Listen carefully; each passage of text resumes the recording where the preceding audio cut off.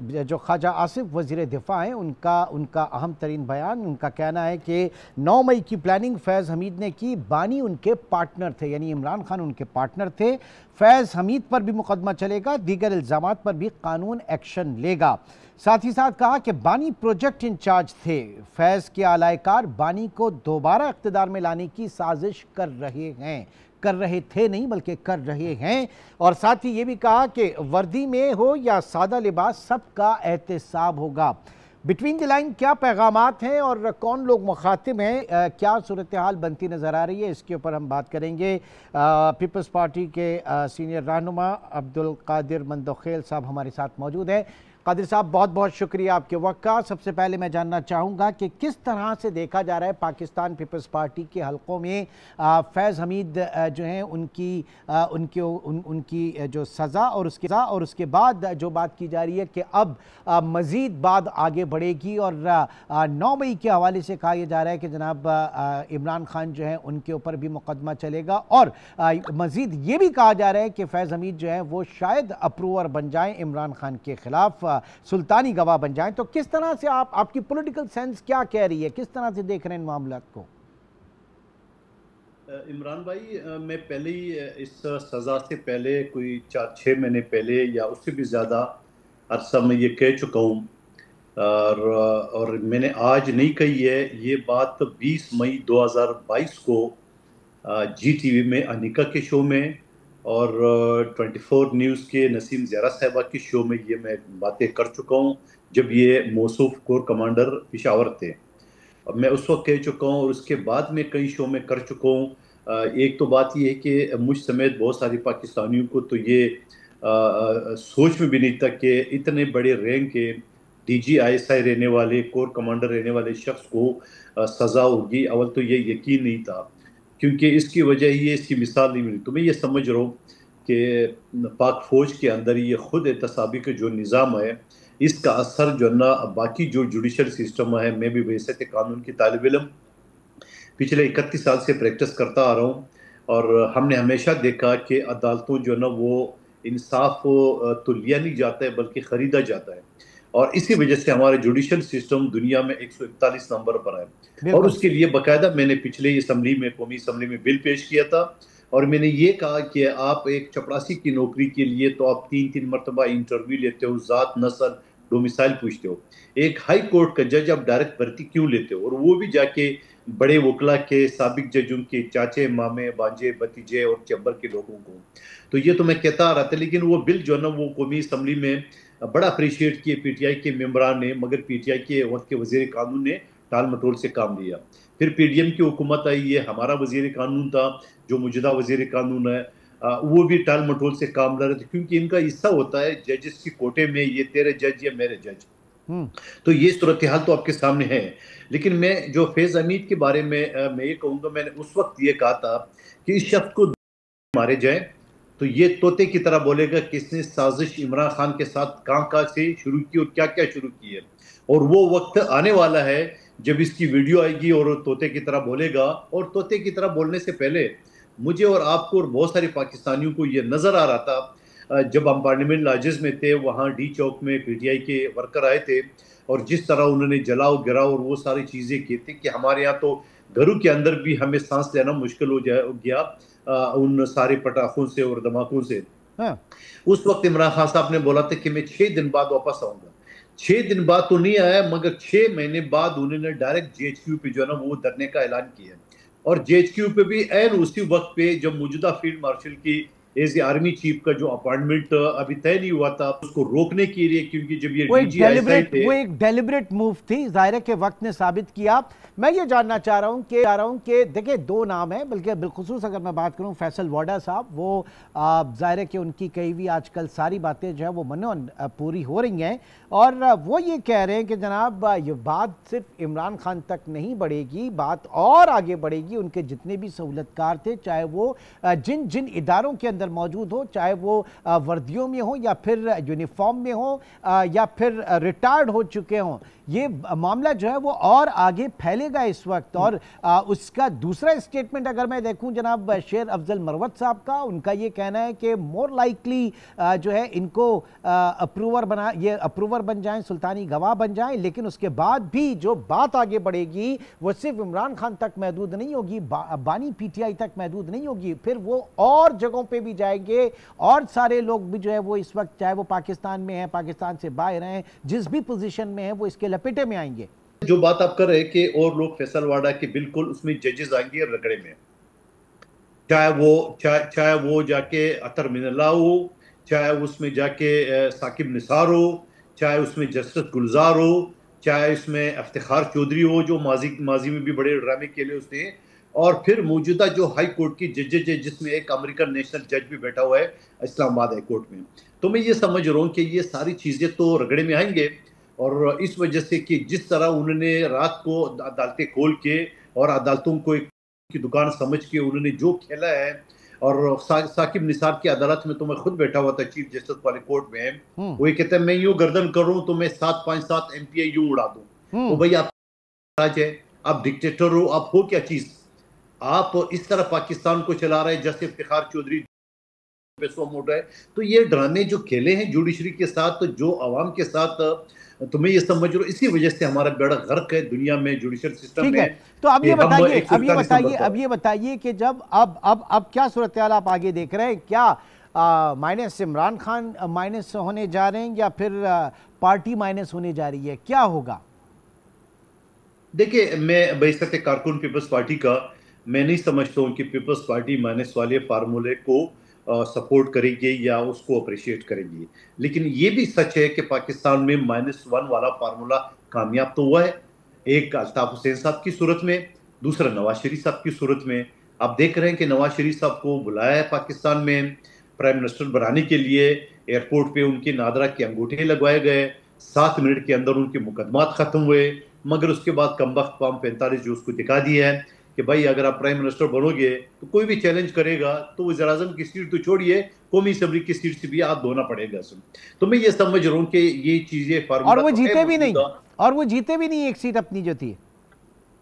मैं तो यही कह रहा हूँ ना कि शहबाज शरीफ साहब हो, मरियम बीबी हो, अता तारड़ हो, नवाज शरीफ साहब हो, इनके फॉर्म 45 दिखा दे, मैं इनके रहनुमाओं को चैलेंज करता हूँ हर चैनल पे, मैं जिंदगी भर सियासत और वकालत छोड़ दूंगा अगर आपने मुझे फॉर्म 45 दिखा दी जिसमें ये जीते हुए। मैं तो कहता हूँ और मरतबा।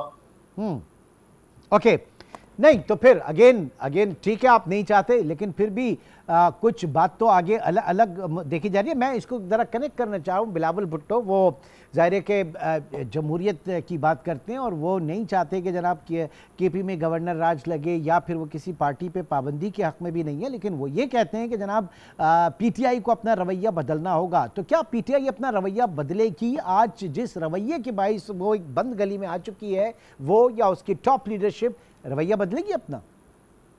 देखिए, पहली बात तो ये कि 8 फरवरी के बाद हमारे सीनियर खुर्शीद शाह साहब ने इनको ऑफर किया है, ये हम आपको गैर मशरू तौर पर सपोर्ट करते हैं अपना वज़ीर-ए-आज़म में। आज अगर पीटीआई का या इमरान खान वज़ीर-ए-आज़म होते तो पीटीआई इस हाल में होती। दूसरी बात ये कि पीटीआई का ये हाल है कि खान साहब ने जो कि क्रिकेट में भी बड़ा मशहूर था, इमरान इमरान कर बया, अगर आपको पीटीवी को गाना याद है, मेरे उम्र के लोगों को तो याद है वो सारे जो गाने जो पीटीवी में कॉमेडी गाना चलता था, इमरान इमरान कर बया।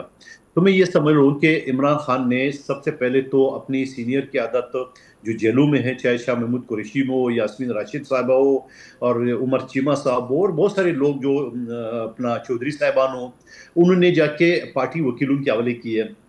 और यकीनन वकील अच्छे हैं, और मेरे जैसे वकील या राना सनौला जैसे वकील जो पॉलिटिक्स भी करते हैं और वकालत भी करते हैं, वो एक अलग चीज़ होते हैं। वो वकील जो कभी ज़िंदगी में कौंसलर का इलेक्शन नहीं लड़ा हो, यानी सलमान राजा साहब जो इलेक्शन से 3 महीने पहले आया है और उसके बाद जाके इस वक्त बाद पूरा फुल फ्लैज उसको इख्तियार दिया गया। तो मैं समझ रहा हूँ कि वो जो सिस्टम तो वो तो नाकाम हो गया है। अब जाके इमरान खान साहब ने क्या किया है कि लेकिन बड़ी माजरत के साथ मंदरखेल साहब, वो जो कहा जाता है ना कि लोग वकील को किराए पे घर नहीं देते, इन्होंने तो पूरी पार्टी दे दी है। देखो, अब थोड़ा सा आगे सुन लेना, पूरा मुकम्मल कर लूँ तो फिर आपको और समझ में आ जाएगा। उसके बाद उन्होंने क्या किया है कि उन्होंने अपने लोगों के बजाय, यानी पीटीआई में एक भी काबिल आदमी नहीं था जो सेनेट में या कोई भी असम्बली अपोजिशन लीडर बने, वो महमूद खान अचकज़ई साहब को और अलामा साहब को आगे कर दिया। अच्छा, उसके बाद देख लें कि इमरान खान साहब ने जो उनके सबसे ज्यादा फॉलोअर्स थे और यंग एमएनए हैं आदिल बाजी साहब, जिसने बड़ी कुर्बानी दी है, बड़ी उसने जदोजहद जो है ना वो बर्दाश्त की है। और फिर उसके बाद सनाउल्लाह मस्ती खेल साहब हमारे साथ पिछली असम्बली में कुलीग थे, वो मर मिटते थे इमरान खान साहब के ऊपर। हाँ। और फिर उसके बाद वो मेरे ख्याल में वो यूसुफजई साहिबा भी है।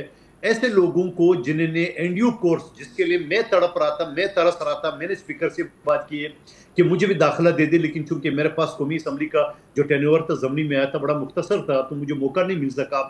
उनके बारे में कहा कि ये मीर सादिक उर्मी जाफर और गद्दार पार्टी के, यानी आपने सीनियर की आदत को तो पहले खुडे लाइन लगा दी है, नौजवान की आदत को आप मीर जाफर डिक्लेयर करें, तो आप पार्टी अगर रेंट पे देंगे तो फिर तो अशर यही होगा। और आज की बात है, जो पीटीआई ने 23 रुकनी गालबन 33 रुकनी कमेटी बनाई है सियासी कमेटी में, उसमें महमूद खान अचकज़ई साहब और अलामा साहब है। तो भाई ये कमेटी सियासी कमेटी पीटीआई की है या टीटीआईपी की है? नहीं, लेकिन सर मुझे एक बात बताएं, सर मुझे एक बात बताइए, क्या अचकज़ई साहब या अल्लामा नासिर अब्बास साहब जो हैं, राजा नासिर अब्बास, ये कोई गारंटी दे सकते हैं खान की किसी भी बात का, या यहाँ से कोई भी चीज़ हो फाइनल हो तो कि सारी चीज़ें जो हैं वो बयानिए तो वहीं पे जाके पिट जाता है ना, जो निगेट हो जाता है सब कुछ, उनकी गारंटी कौन दे? इमरान भाई, मैं दलाल के साथ और बात करूंगा। महमूद खान अचकज़ई साहब है ही मेरी डिस्ट्रिक्ट के बराबर में पेशीन का है, ओरिजिनली मेरे ताल्लुक ज़ोब बलूचिस्तान से है। वो इंतहाई शरीफ और इंतहाई मंजब सियासतदान है। आपको पता हो कि जन्नह तहरीक तहफ़्फ़ुज़ पाकिस्तान बना ली है, तो महमूद खान अचकज़ई साहब का पहला बयान उठा के देख लो, उसने बोला मैं सियासी लोगों से बात करूंगा, पीपल्स पार्टी और नून लीग से और मौलाना फजल रहमान साहब से। आपको याद होगा कि फिर उसको बेचारे को साइडलाइन कर दिया। उसके बाद मौलाना फजल रहमान साहब के साथ बातें चल रही थी, उनको सरबराह मारा थी, वो कामयाब नहीं हो सके उनके साथ एहतियात में। तो अब दोबारा जाके फिर महमूद खान अचकज़ई साहब को आगे लाया। और महमूद खान अचकज़ई अभी 2 दिन पहले जहां उन्होंने 21-22 को जो आल पार्टी कॉन्फ्रेंस सुनने बुलाया, वहां पीपल्स पार्टी को एक मरतबा फिर दावत दी है। तो मैं ये समझ रहा हूँ कि ये महमूद खान अचकज़ई साहब की और अलामा साहब की काविशों का नतीजा है, वरना ये तो नाबालिग सियासतदान है सारे। इनके ये सारे वकील हमारी बेटी भाई ये वकालत बहुत अच्छे करते हैं, मगर सियासत और वकालत में थोड़ा फर्क है। तो मैं ये समझ रहा हूँ कि इस चीज़ की निशानदेही है कि आप सीनियर की आदत है उनको जेलों में अपने रहने दी, जहां उन्होंने आपको खत भी लिखा, आपको याद होगा। नहीं तो वो वाली जो सीनियर क़यादत है, नेमली आप फवाद चौधरी की बात करें, आप शाह महमूद कुरैशी साहब की बात करें, ये लोग, और फिर जो इस वक्त आईने पाकिस्तान वाले लोग हैं, ये लोग मिलके कुछ कर सकते हैं, कुछ बात आगे बढ़ सकती है अगर प्लस गौहर खान साहब जो हैं वो बहुत इस वक्त सूरत हाल को डिफ्यूज़ करना चाहते हैं। लेकिन मसला ये है कि खान साहब तो वो अंदर हैं, लेकिन जो बाहर बैठा एक टोला है वही पार्टी को सबोताज कर रहा है ना, पार्टी के अंदर भी बहुत बड़ी डिवीजन है। देखिए, गौहर खान साहब बड़े अच्छे नफीस इंसान हैं, मगर उसके बारे में एक लफ्ज़ कहूँगा। इस्लाम ये कहता है कि अगर जुल्म देखो तो ताकत से रोको, दूसरा दर्जा है कि ज़बान से रोको, और तीसरा दर्जा ये कि दिल में बुरा कहो। ये गौहर खान बेचारा साहब वो दिल में बुरा वाले सियासतदान है, न ये मुजामत करेगा, ना हाथापाई करेगा, न जबान करे। मेरे साथ कई टॉक शो में भी बैठ चुका है, उसमें शरीफ इंसान है, मैं उसको काबिल वकील है। लेकिन सवाल ये कि शाह महमूद कुरैशी का आप देख ले, क्या उसकी बेटे जैन कुरैशी साहब को शोकाज नहीं दिया था? चौधरी साहिबान को कहाँ ला के खड़ा कर दिए, जिसने अपने भाई के साथ झगड़ा किया, घर में झगड़ा किया है, नकवी साहब के साथ झगड़ा किया, उसको कहाँ ला के खड़ा कर दिए। वो जो कैंसर पेशेंट है डॉक्टर यास्मीन, उस बेचारे को कहाँ ला के खड़ा कर दिए। वो जो गवर्नर थे उमर चीमा साहब, उनको कहाँ ला के खड़ा कर दिए।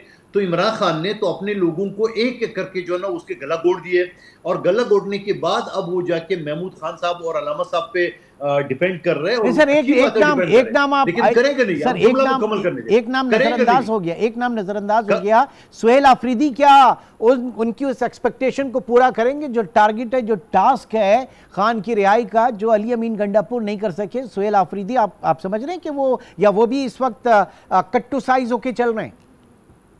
देखिए, पहले जुमला मुझे आपने कंप्लीट नहीं दिया। महमूद खान अचकज़ई साहब और अलामा साहब के ऊपर जो पीटीआई डिपेंड करे या भरोसा कर रहा है या उसको आगे बढ़ाए, इन बेचारों को भी आगे नहीं जाने देगा। उसकी वजह यह है कि इनके पास कोई बंदा है नहीं इस काबिल कि वो अपोजिशन लीडर बन जाए या खान की नज़र में। दूसरी बात यह कि ये सियासी लोग हैं, इन्हें सियासी लोगों से बात करना ही करना है। आप सियासी लोगों से बात करेंगे तो इमरान खान फिर जो है वीटो करेगा, नंबर एक बात। दूसरी बात जो आपने की है उसके सोहेल अफरीदी साहब की, सोहेल अफरीदी साहब का इंतखाब इस बात की निशानदेही है कि इमरान खान साहब जो है ना वो अफरा तफरी में और शरपसंदी की सियासत करना चाह रहे हैं, क्योंकि वो शख्स खैबर एजेंसी से उसका ताल्लुक है, नौजवान है, स्टूडेंट विंग का जो है ना वो सदर रह चुका है, जज्बाती है और बड़ी गैरतमंद कौम से उसका ताल्लुक है अफरीदी का। ये बेसिकली अफरीदी कौम को इस्टेब्लिशमेंट से लड़ाने का एक साजिश है, और है भी वो बॉर्डर पे अफगानिस्तान और पिशावर के बीच में। तो ये तो उनका सोच तो ये है।